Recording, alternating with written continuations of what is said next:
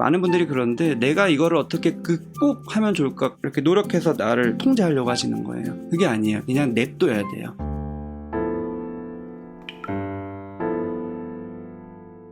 본인은 이제 또 집중을 편입을 하는 게 좋을까 용기를 가지고 영화 쪽으로 진출해 볼까예요. 내가 이렇게 할까요 저렇게 할까요를 질문을 저한테 주시는 게 그럴 수 있죠. 근데 강박성 성향을 가지신 분들이 이런 질문을 굉장히 많이 하세요. 상담을 올 때도 어떤 중요한 부분을 선택을 하기 위해서 결정을 내리는데 도움받기 위해서 전문가를 찾는 경우들이 되게 많습니다. 내가 이걸 할까 저걸 할까 이렇게 포커스를 두시지 말고요. 나는 지금 확신이 없구나. 뭔가 결정을 내릴 때 자꾸 우유부단해지는구나.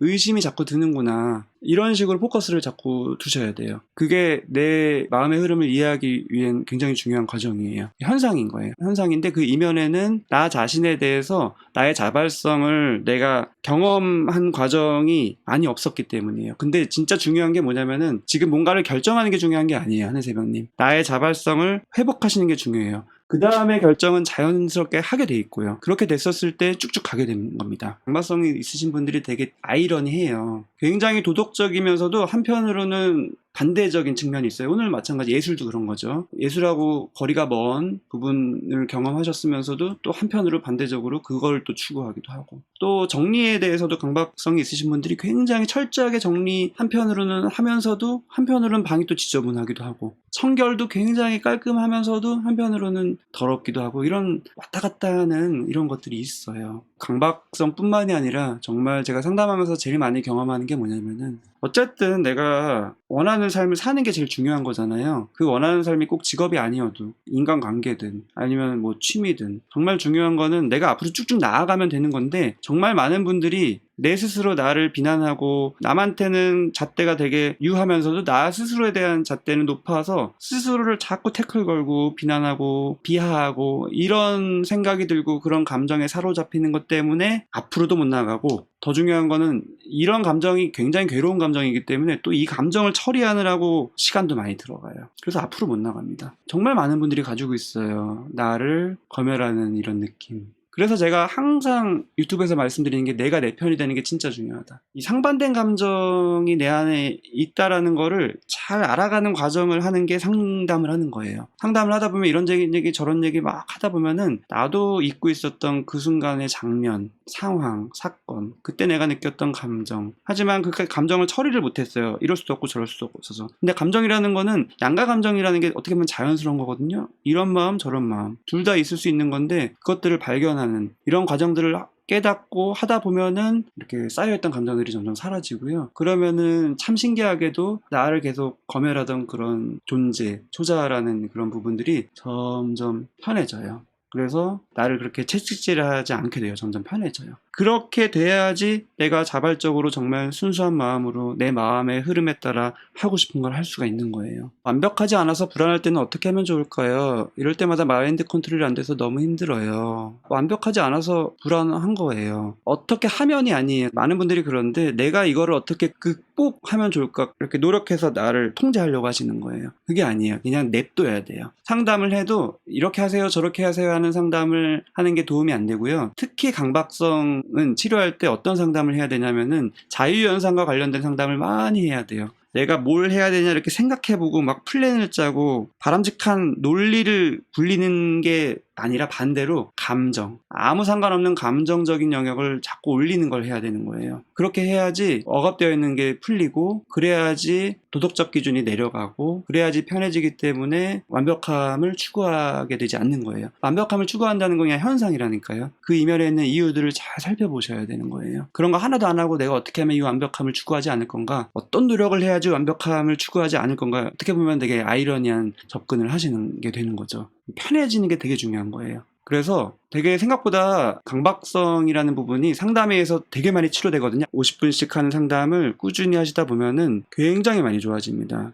연구에 의하면은 한 1년 정도 했었을 때 매주 한 15% 정도만 그게 남아있고 나머지는 또 많이 없어진다, 이런 게 있어요. 진짜 많이 좋아지는 거거든요. 그래서 상담을 하면서 나도 모르게 경험되는 거예요. 아, 사람이라는 게 인간이구나. 그렇게 완벽하지 않는 거구나. 이거를 나도 모르게 점점 받아들이게 돼요. 이걸 노력해서 받아들이는 게 아니에요. 노력이라는 거 역시 머리로 하는 거거든요. 머리로 하는 게 아니라 자연스럽게 감정적으로 수용하게. 아, 내가 그동안 감정을 초월하려고 했거나, 사람은 감정적인 존재인데 감정을 통제하고 초월해서 나를 한쪽으로 몰아가려고 했구나. 사실은 그 소망 자체가 그게 달성할 수 없는 소망이거든요. 실패할 수밖에 없거든요. 근데 많은 분들이 뭐 자기계발서를 봐도 그렇고, 강박성이 있는 분들은 자기계발서 보면 절대로 안 돼요. 특히 더 악순환됩니다. 하늘새벽님이 그런데 제3자가 저를 봐주기를 원하는 것 같아요. 관종이라고 하죠. 지하철을 타도 제3자가 봐주길 바라면서 그게 저한테 힘들게 받아들여지는 것 같아요. 이거 역시도 뭐 자존감 관련해서도 그렇게 이어지는 거예요. 그래서 포커스가 내가 되어야 되는데 남이 되는 거예요. 포커스를 나에게 가져오는 작업을 하는 거예요. 그 포커스라는 거는 나의 생각보다는 나의 감정이에요. 내 안에 자유롭게 내 감정이 왔다 갔다 할 수 있게, 그걸 내가 자유롭게 느낄 수 있게, 생각보다는 감정에 맞추는 거. 아까 자발성을 어떻게 하면 추구할 수 있냐라는 이런 질문도 있는데, 그것도 역시 어떻게 보면 방법적인 측면으로 질문을 또 하시는 거예요. 이해는 되는데 이게 자연스러운 과정으로 추구를 하셔야 돼요. 이렇게 내 감정에 내가 포커스를 맞추게 되고 나 자신의 포커스를 맞추는 과정들을 자꾸 하다 보면은 자발성은 사람한테 누구나 있기 때문에 그냥 회복이 되는 거예요. 이걸 자발성을 억지로 내가 노력해서 가지는 게 아니라, 반대로 말하면은 지금까지는 자발성이 있을 수가 없었어요. 왜냐면은 어떤 감정적인 영역이라는 거는 예측 불가능한 거고 되게 불확실한 거고 통제될 수 없는 거거든요. 근데 나는 통제되는 것에 계속 포커스를 맞췄기 때문에 이 감정도 그렇고 자발적이라는 것도 역시 내 마음은 왔다 갔다 할 수 있는 거기 때문에 되게 그걸 추구하는 것 자체가 혼란스러워요. 그리고 양육 과정도 역시 나의 자연스러운 자발성보다는 사회적인 것에 의해서 잘 바람직하게 가는 쪽에 포커스가 맞춰져 있었기 때문에 자발성에 접근하는 게 자기 노력으로 되기가 힘듭니다. 그래서 순서대로 내 이면에 있는 감정부터 잘 포커스를 맞춰서, 특히 아이들은 그렇거든요. 보복될 것 같고 처벌받을 것 같고 실제로 부모가 그런 식으로 자기도 모르게 양육하게 되고요. 그래서 두려움을 가져요. 근데 내 감정을 드러냈었을 때 그게 보복에 대한 두려움이라는 걸로 반사되는 거 없이 그냥 감정은 느껴도 되는 거고 표현해도 되는구나를 경험을 자꾸 해봐야 돼요. 그거 하는 게 상담인 거고. 늘 말씀드리지만 그런 여건이 안 되면 일기를 쓰세요. 감정 일기를 쓰세요. 어쨌든 표현을 해봐야 되는 거예요. 그리고 믿을 만한 사람한테 감정을 표현하는 거 너무 좋아요. 근데 그런 존재가 쉽지 않다는 거 계속 말씀드리는 거고. 그래서 공개적으로 감정을 경험하지만 지금까지 내가 감정은 두려운 것이라는 인식이 깔려 있었던 게 공개적인 감정 표현이나 인식을 하면서 두려움과는 다른 그냥 있는 그대로 따뜻하게 느껴지는 그 경험을 하셔야지 감정을 억압할 수밖에 없었던 나의 그런 고정관념이 점점점 풀리는 거예요. 그래야지 자발성 회복되고, 그래야지 나의 엄격한 초자가 점점 편해지고, 그래야지 통제에 집착하지 않게 되고, 그래야지 본인이 정말 순수하게 즐거움으로 인해서 선택을 하실 수 있습니다.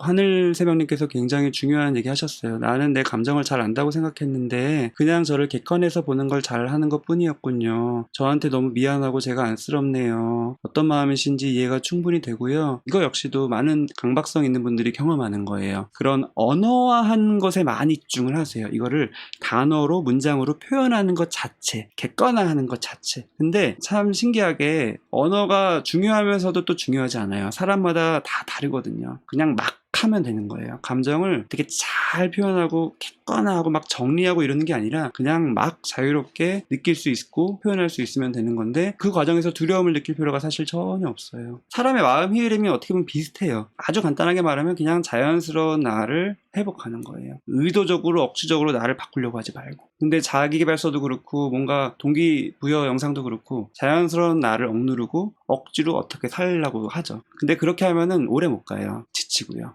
그래서 제가 항상 감정이 포커스를 맞춰야 되고, 생각과 감정, 내 마음속에 있는 거는 100% 나한테는 타당한 거고, 겉으로 드러나는 행동이 아닌 내 마음속에서 무슨 생각을 하든 무슨 감정이 들든 그건 나한테는 타당한 거고 그럴 수 있는 거다라는 얘기를 드리는 게 그래서예요. 하늘새벽님, 본인에 대한 그런 안쓰러운 마음이 물론 유쾌한 감정은 아니지만 어떻게 보면 진솔하게 나를 바라보는 시작이 되는 경우들이 되게 많은 것 같아요. 그렇게 본인을 아끼고 날 것 그대로의 감정을 두려움 없이 경험하시는 그런 하늘새벽님이 되셨으면 좋겠습니다. 뒤로 잠깐 내려가서 좋아요 한 번만 눌러주시면 저한테 도움이 많이 되고요. 다른 분들도 많이 시청을 할 수가 있는 기회가 됩니다.